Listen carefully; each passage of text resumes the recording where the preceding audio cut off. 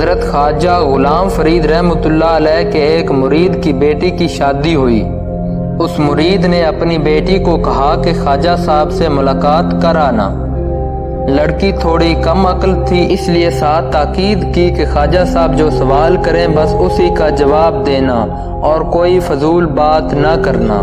لڑکی خواجہ غلام فرید رحمۃ اللہ علیہ کی بارگاہ میں پہنچی اور سلام عرض کیا۔ آپ نے سلام کا جواب دیا۔ لڑکی نے پوچھا، آپ رحمۃ اللہ علیہ کا کیا حال ہے؟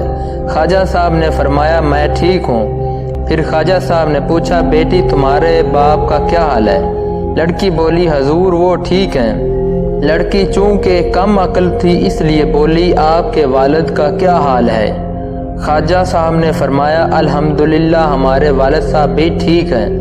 تھوڑی دیر گزری، خواجہ صاحب نے پوچھا، تمہاری شادی خیریت سے ہو گئی ہے؟ لڑکی بولی، جی سائیں میری شادی خیریت سے ہو گئی ہے اور آپ کی بھی شادی خیریت سے ہو گئی ہے۔ خواجہ صاحب نے فرمایا، جی ہاں ہماری شادی بھی خیریت سے ہو گئی۔ تھوڑی دیر گزری تو خواجہ صاحب نے پوچھا کہ تمہارے دولہے کا کیا حال ہے؟ لڑکی بولی، جی سائیں میرا دولہا ٹھیک ہے اور آپ کے دولہے کا کیا حال ہے؟ آپ رحمۃ اللہ علیہ نے فرمایا، جی الحمدللہ ہمارے دولہا بھی ٹھیک ہیں۔ پھر تھوڑی دیر بعد حضرت خواجہ صاحب نے لڑکی سے فرمایا کہ کبھی اپنا دولہا دکھاؤ۔